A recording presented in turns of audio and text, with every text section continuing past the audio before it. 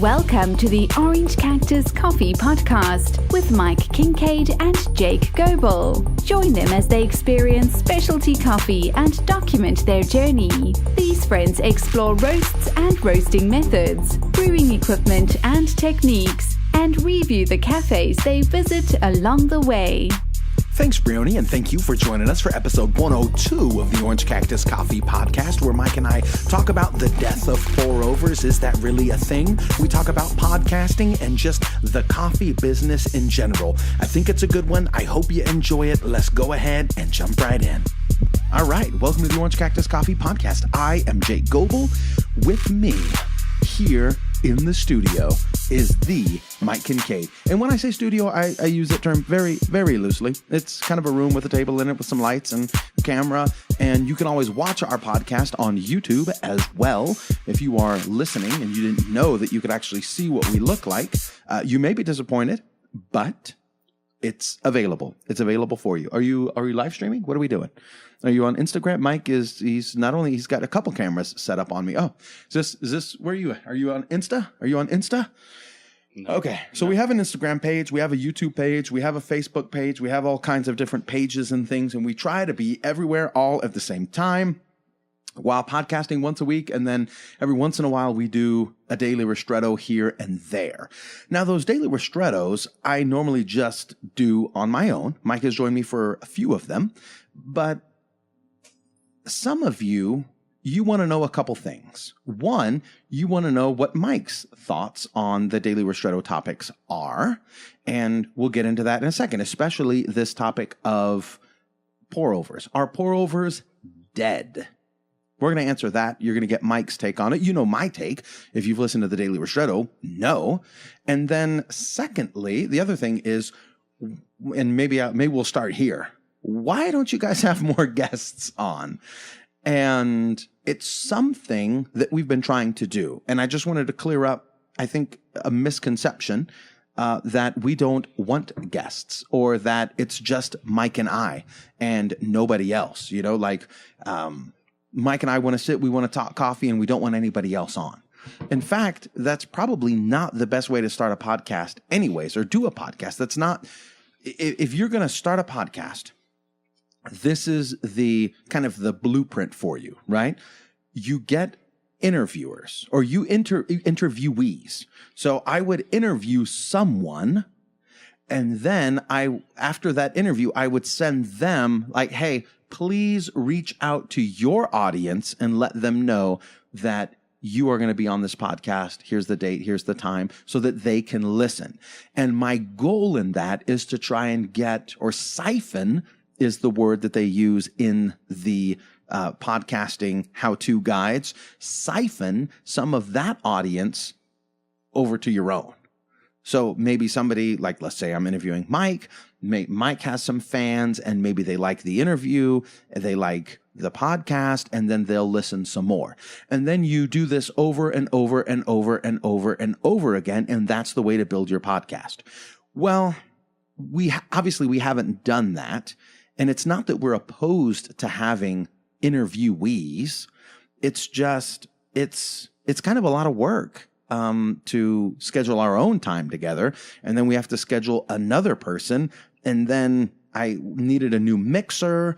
I've got the mixer, or else we were sharing a microphone again for using, Uber Conference. And so it's just, there's a technical challenge for me to get 3 people onto the show, Mike, myself, and someone else, right? That's actually the most common problem for me as to why we don't have many guests. And then there's also the scheduling. So it's not that we don't want guests, but we're not doing a smoking hot job of like following the step-by-step, build your podcast to take over the world. Really, our goal and our motive is just to serve you. So document our journey here into specialty coffee. And you're wondering, why am I talking for 5 minutes and Mike has not said anything? Well, that's all right. He doesn't want to say anything. He's playing on his phone, and that's where he wants to be, and that's fine. So moving on to the next point, Mike, Are pour-overs dead? What are your thoughts on pour-over? What are your thoughts on this notion that pour-overs are dead? Because Cat and Cloud, they said they've been saying it for years. And we can talk about Cat and Cloud in a second as well. But are pour-overs dead? Yes or no? Hi, Jake. Hi, Mike. Hi, everybody. You ridicule me, but I do. I'm trying to do the very thing that you promote, and that's document. Oh, yeah. So I'm totally documenting the process. I'm ridiculing you, but I'm secretly inside, I'm super pumped up So that keep you're going. That you're on the Instagram and the Pinterest and the Facebook and everything else. I want to Facebook Live this from, a laptop or from my phone, and that's what I want to do. I want to Facebook Live every time we record. Oh, nice. Yeah, see, I don't really care what you think. Honestly, I was trying to see how long I could go without saying a word, which it probably could be the whole episode. Definitely. So I should, definitely. That would backfire, I think. Maybe not. Maybe someone would like to see that and me just sit here and give you kind of visual acknowledgments. Yeah. No, I don't agree. Without saying anything. Yeah. That would be cool. But no, I snapped a good picture of you, or at least your mouth's wide open, so I thought it was good. Nice. Just trying to edit it a little bit. Yeah, make it funnier. Throw it out there. Did you put the little smiley glasses and the pipe and everything on me? Not on this one. Not on this one. No. Okay. You have headphones on, so that's good enough. Yeah. All right. Perfect. Pour-overs. So pour-overs. Let's talk about pour-overs. Are they dead? Are they dying? Well, the Wall Street Journal said they're dead. There's some other coffee news sources that have picked up on that story, and some other podcasts, including Cat and Cloud, that said, yes, podcasts are dead. Yes, pour-overs are dead. Yeah, pour-overs are dead. I think to say something's dead, you first are agreeing to the fact or the reality that it was ever alive to begin with. Alive. Yes. So what does that mean? What does it mean that pour-overs are alive or were alive? Does that mean they were used? Is that that shops... This was the concept, is that they were part of or an expression of a dedication to coffee excellence that is no longer, it's not true. So it's part of a facade, right? They're saying, hey, in order to get the best coffee, you have to use these special methods. Those include pour-overs, which is, grinding coffee at the time that you're going to drink it, but in making them, individual cups or 2 cups maybe at the most. Yeah. And, individually, there's a word for it. Like, I don't know. I can't remember the word that I'm thinking of right now. But anyways, so this coffee is made to order. There we go. Made to order. Okay. Your coffee is made to order. It's not sitting there. And this is the finest expression, the best expression that this coffee has to offer. I see. And so then they say, well, no, that's not entirely true. No. You've been fed a lie. You've been lied to. You don't have to make it made to order, ready to order, you know what I mean? Individually, you can have a tasty, tasty, tasty cup of coffee off of a batch brew that is easier to control, easier to make, and it's just as good as a pour over. It's just as fine of expression of coffee. You don't need the pour over to reach coffee excellence. Well, I think to say anything is dead is to, along those same lines is really just a personal perspective of the environment or the community or the culture that you live in. Yeah. Right. You can only speak to the experiences that you have or that you're experiencing in the moment. And so that's the problem a lot of times with article pieces that interview select shops in maybe metro or high population demographically. But some would consider these trend-setting shops. And they could be. The trends are set in the city. Like this is where the coffee, these are those who are driving innovation forward in coffee. Mm-hmm. Yeah. That's where we go. We go to the innovators. We go to those that have said, I've been there, done that. No, there's advancements in batch brew, I think, that are promising. And people are saying, wait a minute, we can do good stuff with batch brew, and on a consistency level, we can deliver a better cup to more people and eliminate, Human error. Yeah, that goes into it. And I think that's great because my personal experience with using batch brew, or pour over, right, by the cup is some days I will have a good cup and some days it's not as good. Or some days I know I messed up the pour. Yeah. Or I forgot to do something. Or you forgot to dump out the preheated, the water that I used to preheat the vessel. Or in between your third and your fourth pour, a child woke up and you came back 5 minutes later for your last pour. You're like, oh, okay. That's right. I was making coffee. That's what I was doing. There are those elements to it. Or you finally get to it, and it's 25 minutes later, and you're like, oh, I guess I should probably drink this now. I guess where I object to it, saying that pour over's dead, is when I think it's driven by your business model. When it's when you want to support what you think is best, that you come out and say, no, that's dead. That's why we don't do it. I think kind of your motive then is showing. You want it to be dead because you've chosen not to go in that direction. Yeah. You want what you've chosen, whatever it might be, to be the popular method, to be the successful one, to be the one that wins at the end of the day. And I think sometimes that's when you go too far with it. Yeah. Right? If somebody like Blue Bottle or James, who built their entire company, and as we know right now, are going to continue to only serve by the cup pour overs because that's what they're about. They do espresso as well. Well, and espresso. Phil's. Yeah. Unlike Phil's. It was just Phil's does pour overs, but no espresso. No espresso. Yeah. Blue Bottle does pour overs, but they do espresso So are they saying espresso's dead too? No, just pour overs are dead. But they don't serve espresso. No, Phil's doesn't as part of their business model. Yeah, which was what referenced in the article. It was referenced in the article, and also somebody wrote a review for us, I thought, on Phil's, or one of our customers, one of our listeners, somebody went to Phil's and sent me a message. It was great. You wait in line. It's almost like at a bank. It's great. You wait in line. You stand there. Yeah. You wait for the angry teller to call you up. And then, you wait for your turn at the magic. Absolutely. Yeah. Absolutely. So you wait. But that's just it, right? That's what sometimes and then they make it for you. They make you your pour over, then they add sugar and creamer for you. Yeah. As much as you want or as little as you want. We briefly discussed this, and I'm reminded of that there are those type of places where maybe the trend is no longer to do it a particular way. But then there's this shop that comes along, or maybe they've always been there, that is unique because they do it differently. Like, hey, let's go to this place. Yeah. They make you eat on the floor. It's awesome. They cook the food right in front of you, whatever it might be. There's a unique element to this particular place that deviates from the status quo. Yeah. And that's what makes them stand out. Yeah. And to say that it's dead just means that it's not going to work anywhere. And that's just not true. That's just not true, right? That's what dead means, separated. It's separated from this life. You can't get anything There's from no coming back. There's no coming back. Which, so to say, hey, we're not about that, but if there's shops that are and they can make a great quality cup and consistently deliver that, more power to them. Yeah, absolutely. If there's shops that want to just only do batch brew and knock it out of the park and deliver excellent customer service. Excrement? Perfect. And deliver excrement as customer service? I love it. That's when that's when you have a batch brewer that can't handle the bloom, right? And so your coffee grounds come over the filter and into the container, into the carafe. Yes. And yes, that's exactly you get what I was sludge thinking. at the bottom. Yes. That's the excrement version. Is your coffee chewy? It tastes a bit nutty. That's what makes this place stand out. Yeah. They got the chewy bottom. That's gross.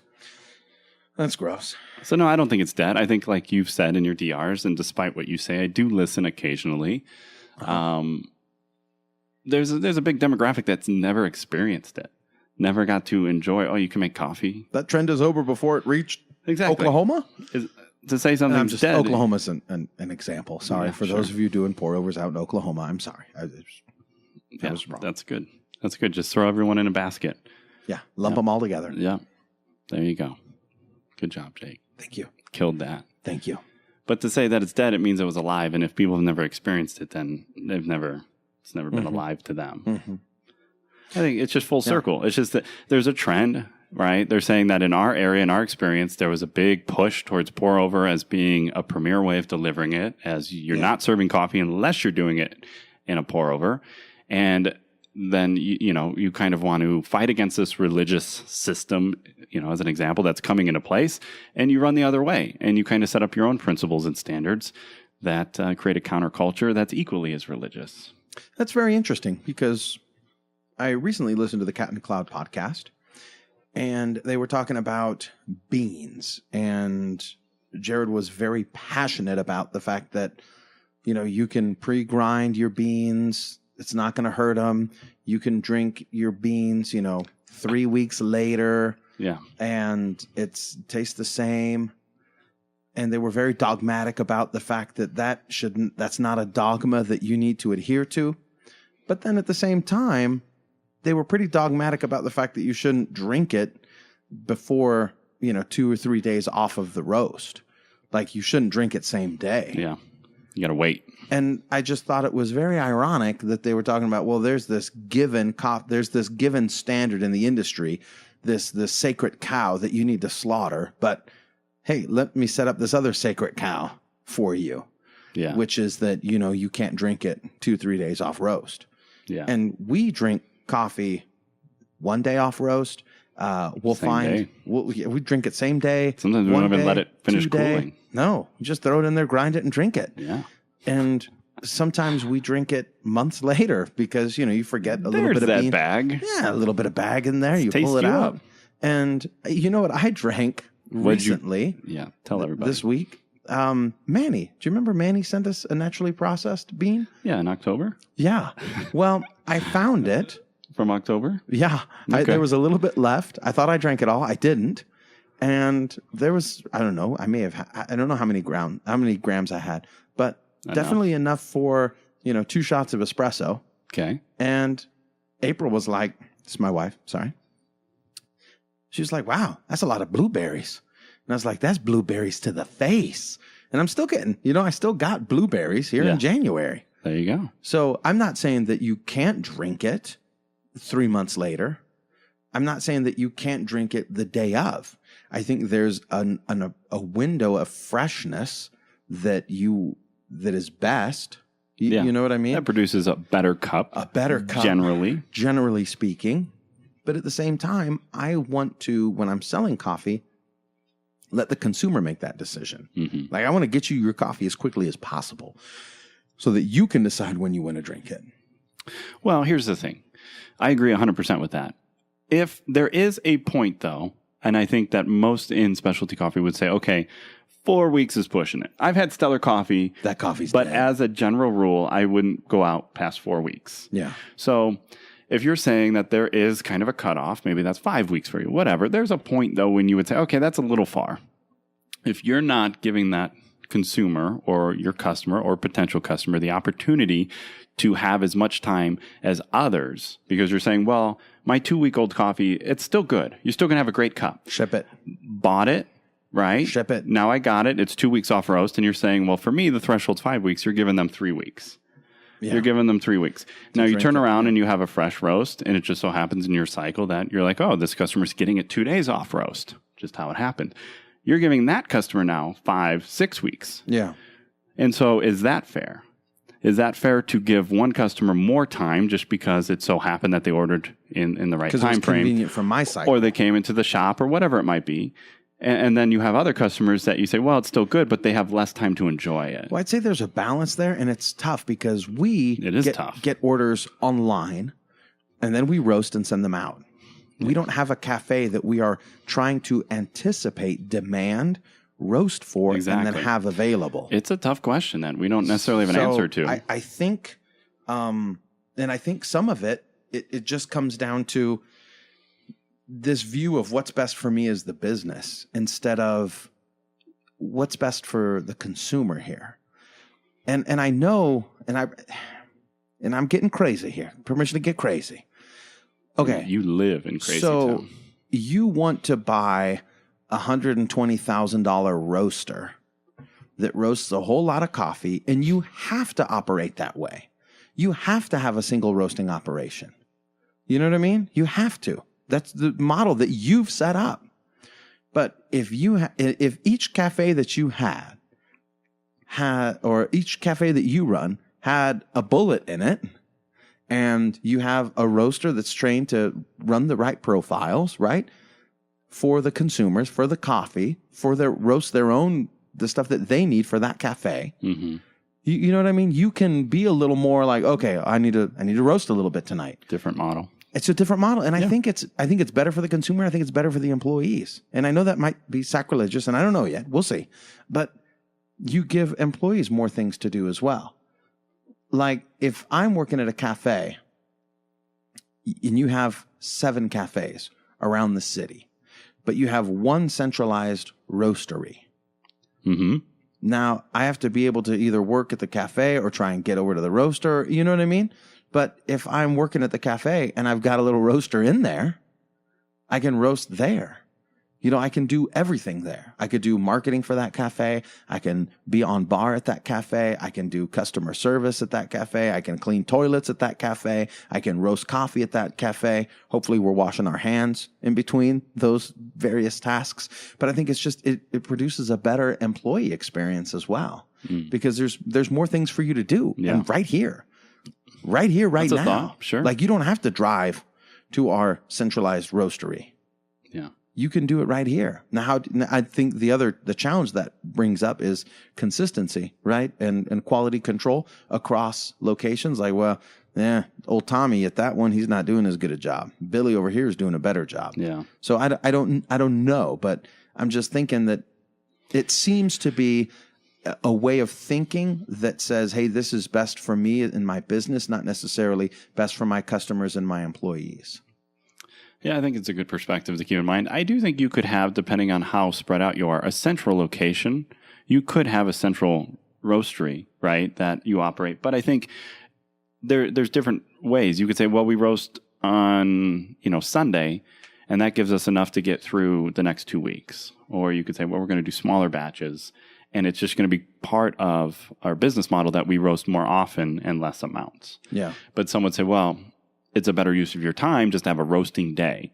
You have a day, 8-10 hours, you knock out as much as you can. And now you've got a supply, now go sell that supply.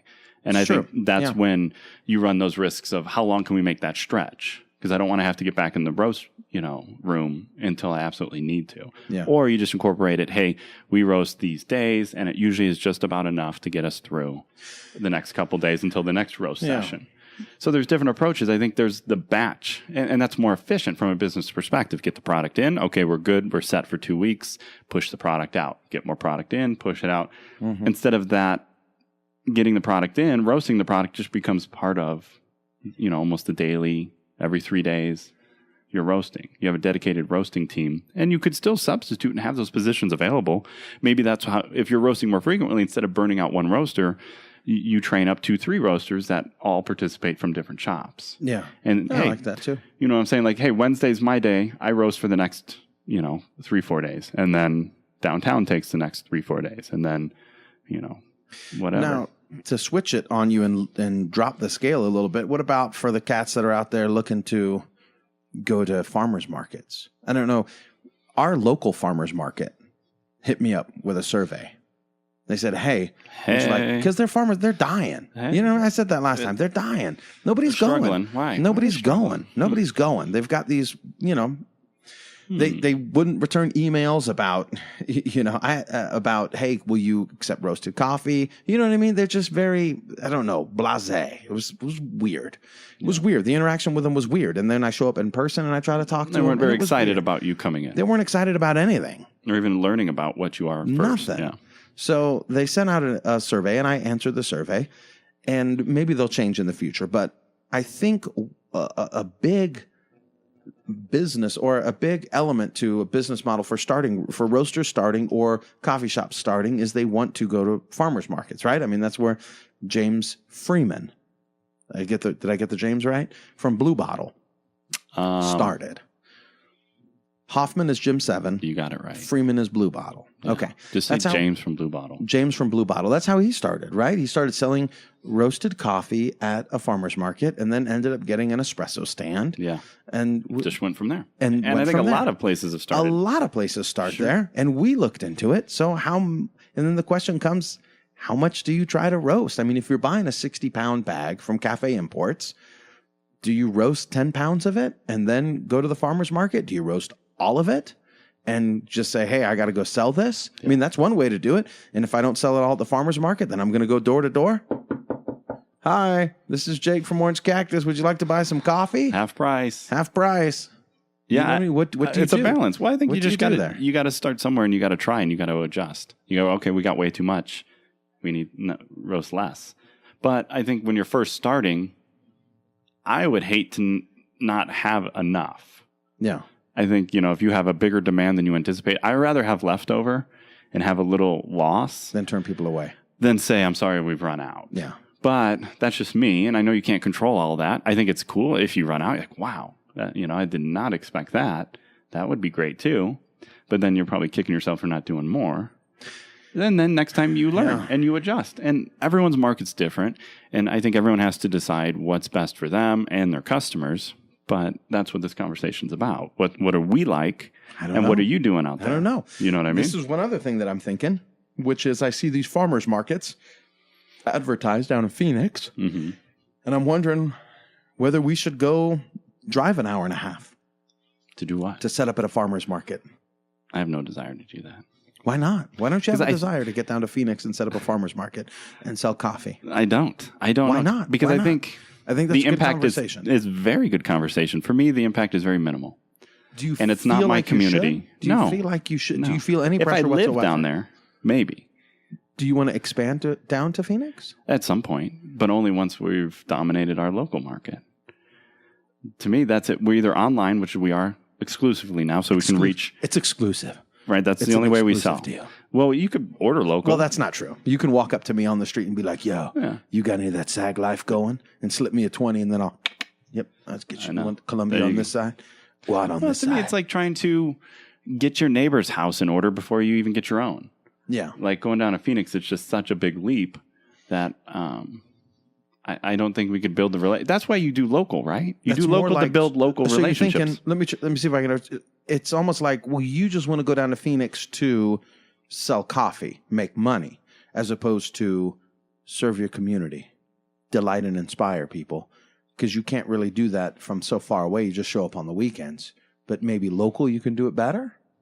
I think you could do both. I'm not going to describe. I think you could go down there and meet people and start relationships, and that would be cool. Yeah. And there's nothing wrong with that. But I would like to. I feel like we haven't done that even on the local. Nobody knows. The immediate. Nobody knows this here. It's like, hey, we need to ship you across the world so that you can tell people about the good news. No, you could tell your neighbor. You could do that here. You could tell the person you work with. I see what you're saying. You know what I'm saying? Like, I think I'm with you, though. You tried. You tried to get in the farmer's market. Yeah. But I think there's other opportunities for us to partner with local businesses, set up a stand. There's lots of other opportunities. There's events downtown that we have not taken advantage of. I'm more excited about doing that. And then to me, since it's a smaller demographic, we'll get feedback and we'll also determine, hey, we're on to something, or people don't like it or they do like it. And then you could scale it up if you want. Yeah. And that part is real. Like the relationships and the people that we know already in this community, we've had opportunity to serve them before. They know when they see your face, they know that service is coming along with it. When they see my face, they know that exuberant, excited, over the top service is coming with it. When I think you've said something too that's very unique for us. Where we're at, right? The people that we want to serve have yet to experience this. Phoenix, now there's more options. So there's more competition. It's true. And I think we are positioned in a place that we can kind of be the only one doing what we do. It's true. And I want to just leverage that even more. It's very true. I've had one pour over out here, and I'm not hating, but it was done on the, on the knockoff. The knockoff V60 that's not designed properly. That's it. That's the V56 and a half. Yeah, that's it. Yeah. I've had 0 single origin espresso out here. And also, if you order espresso, everybody looks at you like you are a weirdo. Don't you want some syrup and milk? Some syrup and milk in that as well? Yeah. What do you? Stuff's gross. This stuff's nasty. Are you sure you don't want to put a little bit of cream and sugar in that? You want a soda to chase That's it? That's nasty. What do you? That's nasty, though. That's what I mean. I'm excited about the market we're in, I guess, more so than... Yeah. There's definitely opportunity. You could go to Phoenix and do what you want to do, and I think be very successful. I'm not saying no to that. Yes. I'm just saying it's not part of I'm with you. What I want to do to support our why. I want to prove it here. Prove it here. More, yeah. And we've seen glimmers. So I'm tempted, but I get tempted with craziness. Like, I know you do. Man, let's go here. Let's go there. Let's go there. You get, in your mind, you see like an end goal. And then you think, what would help me get there the fastest? Right? What can I leverage? Yeah. How do I go big time to get to that goal quicker? Yeah. Let's go right now. Let's just go right now. Let's just bypass Don't think, all just these do. stepping stones. Yeah. Forget those stepping stones. Yeah. And let's just dive in. Just dive. There you go. Yeah. Yeah. That's why it's always good to have. And then you crawl out wet and you get hypothermia and you're shaking. And you're like, whoa, something's not right here. That didn't work. You're questioning your life choices. That didn't work. And then I'll be like, well, what are you doing? I got Slow down and be patient. Slow down and be patient. Yeah. And keep plugging away. Yeah. Keep plugging away. So that's just personal, though. I mean, that's just me. That's why I have you to balance me from that. There's a give and take. Yeah. It's kind of like that when I first left law enforcement to come work as a bank teller in Prescott, left LA to come to Arizona. Left LA. And I started a Christian lifestyle brand. And what was the first event that I went to? I don't know. Yeah, it was in Texas. Oh, you went to Texas? Yeah, it was in Texas. Yeah, go big. Yeah, go big. Go big. Go Everything's big or go bigger. home. Go big or go home. Why I'm sorry. Why Texas? Why not Texas? Why not Texas? That's what he's actually thinking. the question. I think I sold like 6 shirts. Well, sometimes you got to go where the people are. I get it. Yeah, there's people in Texas. There's no people in California Well, and there's or the Arizona event. or New Mexico. You have to go to Texas Yeah, exactly. to drive past all those people. But I think most, Go to Texas. a lot of origin stories, right, for good businesses or brands start with a local, like they hustle where they're at, Yeah. right? Well, they refine They reach their community. They refine exactly. it. Refine it. They and find then who they are. They find their vision. they hit their refine their stride. why. Yeah. That's something we've been trying to nail down over the last year. Yeah, we don't know why we year do and a half anything. Is our why. What is our why? And that comes from Simon Sinek. Simon Sinek's Start With Why. You may have seen the video. Maybe I'll link to it in the show notes. I think we've linked to it before, the golden circle. But his saying is kind of people don't buy what you do, they buy why you do it. And that if you have a why that aligns with people, that's how you get More compelling. That's why you get how you get your early adopters. And then you reach a tipping point, and that's how you build a business, a successful business. Yeah. Well, And so we've been pulls on you. so we've been trying to refine our why. Why are we doing this? What is it, that we try to do? Why do we keep bringing it up? And I think that's a good point that we struggle with, right? And we could talk about this because this is good. Yeah. We feel like sometimes we be repetitive.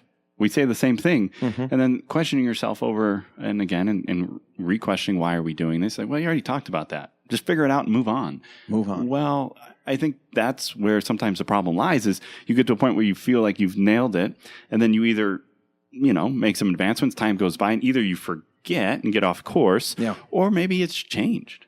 Well, you look back and you realize, I thought I was answering that. I thought I was doing a good job of communicating the why behind it, but I was not. Yeah. I was communicating the what. It's easy to get caught up in the consumerism aspect of it, and just this is what we do, and this is how we're better. We have all these features, and we use the world's most energy efficient roaster, and we do small batch, and we've got sweet looking boxes. And maybe that's all true, but I don't care. Why? But why? Yeah. Exactly. But why? But why? But why? So that's why we keep questioning ourselves, because we find sometimes, even with the new website design and putting information out there and trying, so when people hit the landing page, they can quickly see who we are. But they don't necessarily need to see who we are or what we do. They need to see why we do it. Why we do it. Let's grab them. Yeah. And so, you just kind of came across that and realized, hey, I don't think we nailed it quite yet with the site. We need to revisit that, yeah. And those, to me, in my mind, are what push you forward. Yeah. Constantly improving and reassessing. It's when you get to a point and say, well, this is just what I do. Well, is it working? And then we share it here. Great. Keep going. Yeah. Is it not working? Well, why are you doing it? Yeah. That's a good question. That is a good question. Hey, speaking of why. Yeah. We're going to go are we going into mugs? And what we're doing. Yeah. This segue is brought to you by. These are some mugs that maybe if you're watching the video, you could see or check it out. Maybe I'll put some pictures out there. We had somebody. You got to describe the mug for the listener. I know, I'm getting there. You always want to jump right this goes to me. Well, yeah, but you said, look at this, and then you gave zero description about it. That's all. I dance with words. It's what I do. Oh. People will think, wait, he didn't go. And then I come back around. I think you're out of step. I think you're out of step with the music. I think you ought to turn. Okay. Yes, sir. Interrupting me all the time. For those of you who don't know, Mike is my boss. I have to do what boss. he says. I have to do what Mike says. Ain't nobody your boss. So we have this mug that was someone that we've interacted with on Instagram, found that they make handmade custom ceramics, and they have different mugs that they offer. So I hit them up, sent them our logo, said I'd like to see some samples, and that's what we have here before us. Gil at Mug was so generous. He says, yeah, I got some ideas. I got some color schemes in mind. Let me work with it and send you some samples. And he did. So what we have here is a 14 ounce, and it's They're hard all to 14 see. ounce? They're all 14 ounce. That's the size I requested. I thought that was a good kind of go-to for just a cup of coffee, right? You know, it gives you room for a little cream and sugar. So what they did, It's like you get a 12-ounce cup of coffee. yeah, exactly. And if you want to add something to it, you can add. You can add. Yeah. So he sent 4 and with different color schemes, and they're kind of all two-tone to some extent. And he's got this sunrise that's like a yellow and beige with a little brown on the bottom. And what I thought was pretty cool is that our logo, generally, right, when you hold the mug, is either facing outwards so others can see it, or facing inwards so you can see it. Well, this one is inwards, but it's also kind of on an angle towards the handle.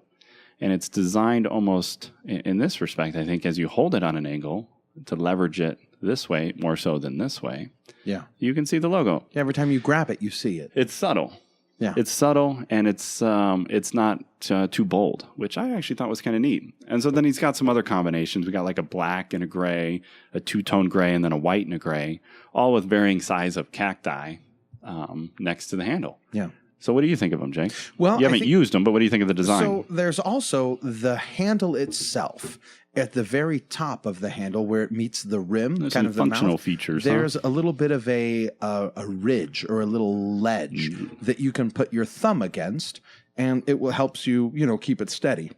Yeah, you can leverage on top. And on the bottom of the handle, it comes out a little bit, another little ledge that you can kind of set your finger against without having to touch the actual ceramic. A couple things that I think. One is it is cool. They're very cool. It's kind of some of them are a little bit of an ombre, right? From darker at the top to lighter at Like the a bottom. gradient. Yeah, a little or gradient darker going. at the bottom, lighter at the top. The cactus is not an orange, which at first I was looking at it, I was like, well, that just needs to be orange. But then the more I look at them, the more I like it for the subtleties. The other thing that I like about them is that they are dishwasher and microwave safe, but I would want to spend a little time with them to know if they are the mug that I want to hold above all others, as I'm quoting Mike Kincaid there from previous episodes. I think it's a good contender. I think 14 ounce is a good size. I'm excited to spend a little bit of time with them and see kind of what we like. Use them. I've only had them a day and a half. I like that they look handcrafted, small batch. They look kind of like it's on theme, but the design is a little bit different than the rest of our design work, which is very simple, very clean, very, I don't know, almost like industrial it's just monotone, two-tone, like black and white. Yeah. And it sure is. But see, what I like about them to that respect too is that they're custom-made ceramics that another company, Mug, has done, obviously. And I think that's cool because you can see that in the design, that, hey, these are made one at a time on a spinning wheel and then colored. And so each one is designed. It was unique. It was custom. And I think that's kind of cool. So in my mind, just thinking it through, I don't necessarily think it's like going to be the only one-off mug we ever offer, but I do think it has some appeal. And people might actually enjoy seeing it, using it for me, seeing it on my desk, seeing it. I'm just like, that's cool. Like it just has personality. Whereas you get a mug that's identical.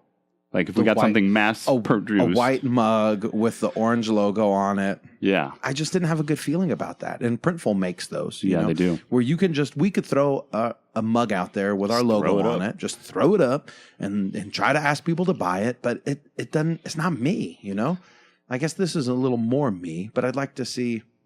I don't know. Well, this is on theme with it being custom. See, like this guy that cactus is a little yellow. Can you make him a little orange? Yeah. No, it doesn't need to be orange. But I would like it.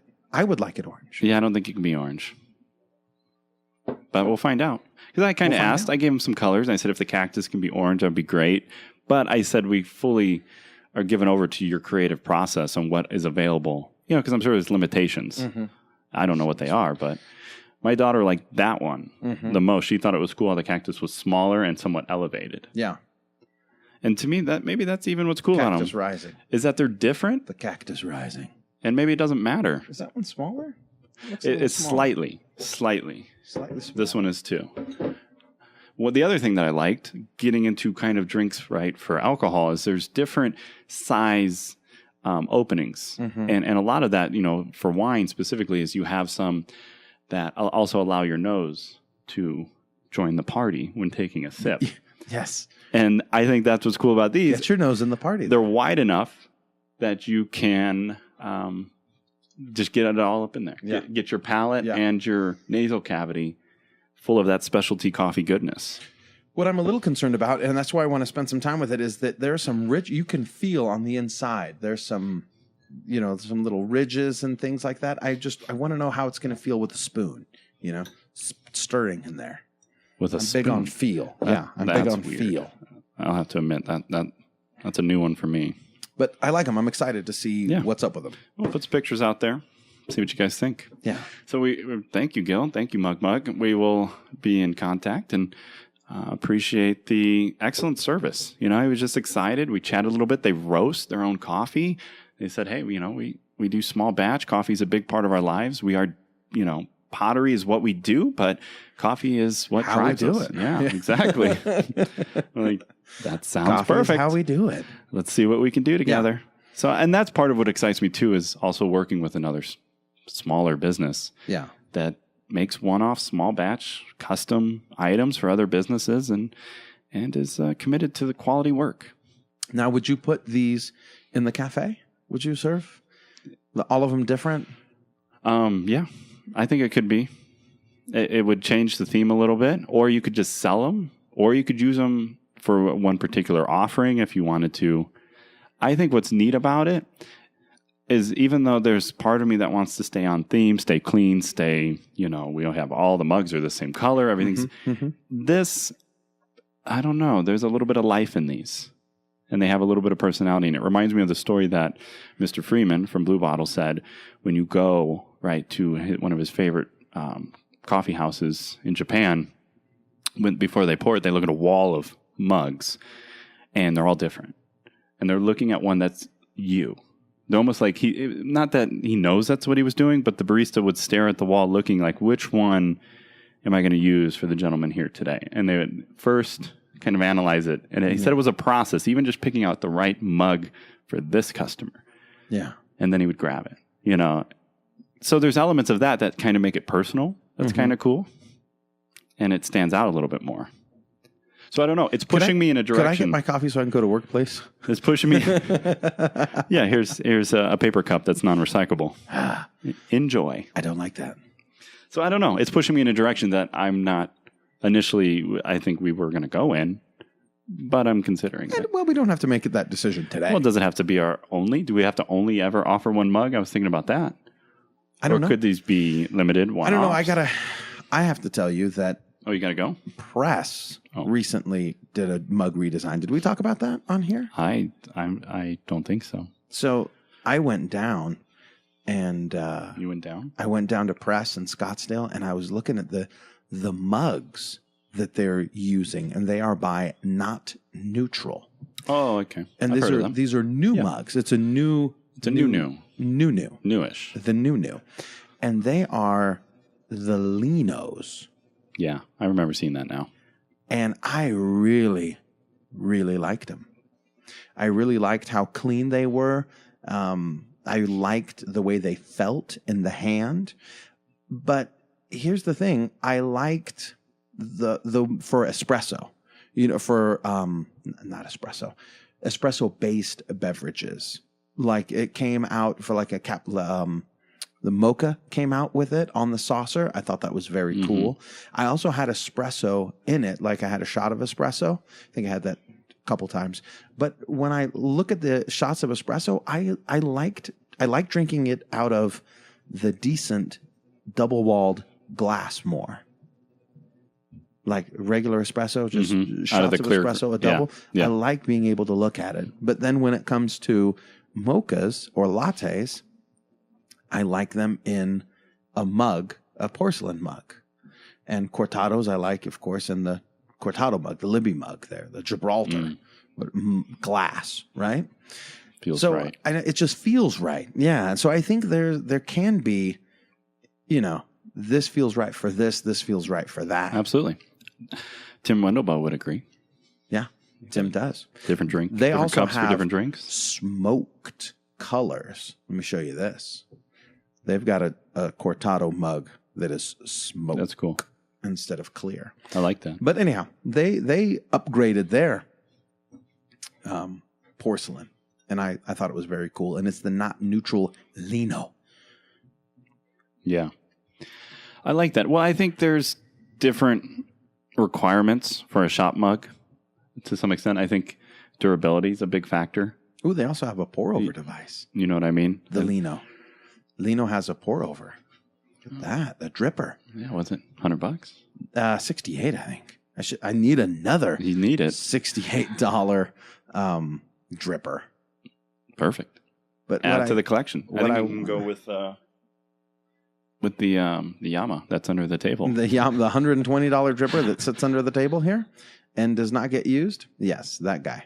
Well, this lino looks cool. I just don't know how many holes is it. It looks like a flat bottom. But anyways, okay. So I can't tell. Maybe I'll just have to try it. More on mugs. If we decide, maybe we'll sell some of these just for fun. What's your favorite? What's your favorite? If you're listening, what's your favorite mug? Do you have a go-to mug? And you probably do. Well, I'd like to know if you would mind thinking about it. The next time you grab it, the next time you turn to it, think about what it is that you like about it. Sure. What is it about this mug that attracts you to it? Why do you keep going to it? Why do you keep going back to I think that mug? we tend to. And there's a difference, right? The mug that you use maybe at home and then the to-go traveler. Yeah. What do you like? What do you like? What don't you like? What don't you like? Hit me up. Hit us up. So that's our story about mugs. Perfect. Appreciate it. For other valuable information, I don't want to be a hater, but I have found a lot less value in the Cat and Cloud podcast as of late.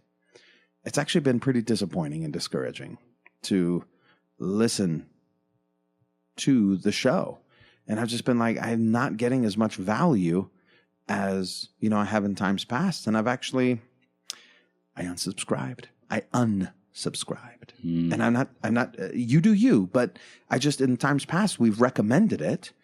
And based on our recommendations, I know for a fact that people have bought the coffee. You know what I mean? They're like, hey, you guys talk about Cat and Cloud all the time. I want to go support them. In fact, those are the exact words that were uttered to me. You guys talk about Cat and Cloud. I want to try their coffee. I want to support them. Yeah. And I just wonder if we're getting, if we're making the right recommendations. Are we doing it out of habit, just kind of lazy habit, or do we actually still feel that way?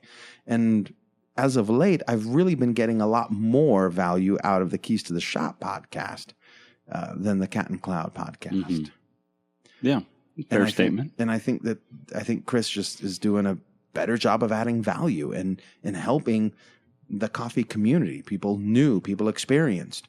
I want to do this in coffee. Chris probably has an answer and an expert on his show to tell you how to do it. Yeah. Yeah. That seems to be the case. I don't know what it is or why. I think what initially drew us to Cat and Cloud is it was just kind of like they were documenting their journey as they opened up a cafe. Yeah. And that was exciting. Yeah. And each week and then talking about different ways to prepare coffee and make coffee and perhaps they're just in a transitional period. I know they have big plans. They've mentioned it. Yeah. They've started the video podcast. Do you think a lack of specificity could be a contributing factor? Where they say like, oh, well, we're going to do this. We're opening, but I'm not going to tell you everything. You mean, yeah, well, because the feedback that we've received is, hey, thanks for having, business discussions. Thanks for talking about all the little elements of the things that you're trying to do. But I'm not getting that same thing. Now there's room for different views, right? Absolutely. Absolutely. They have a very popular show, and I think it's going to continue to be popular. Yeah. But, they're pros. We're not. Where are you at? What do you need? I've had, and it's nothing against, them particularly. I've had other shows or programs I was into for a long time, and then I just say, I'm not really interested anymore. And that's probably going to happen with us too. People are going to jump onto certain things. It's happened. And then find. I know people are unsubscribing. I know people are not listening. They got to move on, and that's cool. But for us, for the pursuit of just wanting to learn and map it forward, right? Nice. There hasn't been as much value. And I think you're right. It's good because sometimes we recommend a resource for so long and maybe we haven't listened like we used to and realize that resource has changed a little bit. Yeah. So it's good. It's a good question. I really don't know. Where to go with it. So Perfect. That's Perfect. That's it. It's just dying. Podcasts are dead. I think that's really what the whole moral of the story is, right? No, that's not the moral of the story. Oh. We did get some other feedback, though. Remember, we talked about like mobile things, and I was going through some of the apps and things that I was looking at, like Uber Eats, Prime Now, Postmates, and DoorDash. And we had a recommendation for another app, and saying that the not Uber Eats, the Amazon Prime Now, that is not really the thing with it. That's not really. You're not going to be able to get on that to deliver your coffee. Is I guess the words that I'm looking for. You're talking about the new platform you're all excited about, local delivery, go on there, order, but it's not what you thought it was? Yeah. Well, Surprise. no, somebody said, hey, it's not going to help you. That portion is, you can't, that's more for like grocery stores and things like that. Right now. Yeah. So what are you doing now? I'm trying to find the other app. I'm trying to find that other app. Oh. There it is. Just let it play. Oh, just let that play. Let an ad for quick. Hey, so speaking of ads, kind of an interesting thing that for people putting their content on YouTube, I got an email from YouTube, direct, right, from their marketing manager. Said we're in violation of section 10. No, they didn't say that. Basically, they've redefined their rules for when you can have video and monetize it. And you have to hit X amount of watch hours for the year. And you have to have at least 1,000 subscribers to add any monetization to your videos. So until you're popular enough, essentially, you can't use their platform and try and, have monetize it. Yeah, you can't use it. So they say it's in an effort to deliver better product and to ensure that those paying for those ads, the companies behind the ads, are at least getting their commercials on channels that have at least 1,000 subscribers, which proves that there's a big enough audience for it, that it maybe hits a better demographic. I don't know. And those of you that don't, you can't use it. So basically, you also have to then say, well, I have to hit that threshold. I have to work hard for nothing, which generally it's nothing anyway, before I can even flip that switch and turn on monetization. And not only that, they said once you hit that, they will assess your channel to see if it's good enough. If it's essentially, yeah. If it's good enough. Okay. Well, I guess I'm not really worried about any of that. I can't find the other app. I don't know what it is. Yeah, I don't know what it is. But I just thought I would say that because there are some of you that want to start a YouTube channel that also want to bring value through that. And it's nice that if that channel, you have people watching it. Yeah. And you can get a little kickback. And sometimes they try to cater those ads, meaning if your user is constantly searching for coffee-related videos, sometimes those ads that they're going to get are going to be coffee-related. And what I hate? And they're using your content still. Speaking of ads and videos, I hate ads in the middle of the Facebook video. You do? Yeah. Oh, it's so good. I don't watch them. It's such a time saver. I will watch the YouTube video for like the 30 seconds. Yeah. If there's an ad then, like a mid-roll ad. You scroll? I keep going. Exactly. I go, I don't need to watch it. It saves us all time. It's brilliant. It's like... I don't need to watch the rest of that video. It's like having someone portion out your food for you. Like, that's all I get? That's all you get. Well, you could sit here for an hour and I'll give you the rest. No, I got to go. I'm out. Saves you time. I'm Boom. out. Yeah, I know what you mean. Done. I was talking about that with my wife. She hates it too. I do the same thing. Yeah. Nobody you lose interest. Who watches through the ad? It has to be something super exceptional. So I think Cliffhanger. I think when I was looking at Facebook and looking at adding a video ad, it was an option. And I was like, oh, turn that off. Turn that off. On Facebook? Yeah. I don't want mid-roll ads on my videos. If we ever put out a video that has a mid-roll ad, hit me up. Let me know. Because it is not intentional, and I'm sorry. I'm sorry it happened. There's no value in it. I hate them. I hate them with a passion. I don't want any ads. I don't want ads, period. That's a tough one. That's a tough one. Okay, let me tell you where I want ads. Because ads are sometimes what drive it. Yeah. Well, it's absolutely what drives it. But I don't want it to interfere with what I'm doing. You know what I mean? Yeah. Like, I want it in my scroll. Like, okay, I'm scrolling, and okay, there's okay, I'm just going to keep going. Oh, look at that. Okay. All right. Okay. There's the ad. Okay, I'm done. That's all. That's it. Yeah.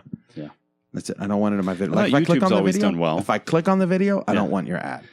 YouTube's always had it kind of at the beginning, and then you could wait and you could skip it. Yeah. Give you 5 seconds. If we didn't catch your eye, you could skip. Skip in 5. And so that was cool. 4, or if you pay for 3, YouTube Red, 2, you don't get ads. 1. You pay for the premium service.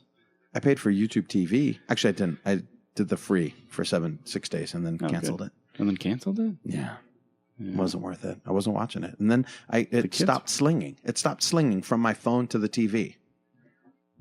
You got to sling it. You got to sling it. Oh. All right. Anyways, sorry about that. We're rambling on about nothing. Speaking about slinging it, are you going to sling this one, or are we going to chop it up? No, I'm gonna. You going to keep it as is? I'm going to keep as is. Yeah, I'm not going to make it any better. Sorry. You're not going to make it any better? Hopefully the beat's nice. We'll add some visual effects and some audio effects. Perfect. Yeah. Well, just remember, you don't know unless you try. All right. There it is. Yeah, that was great. Yeah. Thanks. I didn't say a word you didn't like this time. Okay. Bye. Thank you again so much for listening to the Orange Cactus Coffee Podcast. This was episode 102. You can check the show notes at orangecactuscoffee.com/episode 102. You can hit us up on Facebook, YouTube, Twitter, Instagram, wherever you at, we try to be at. So anyways, thanks for listening. Catch you later.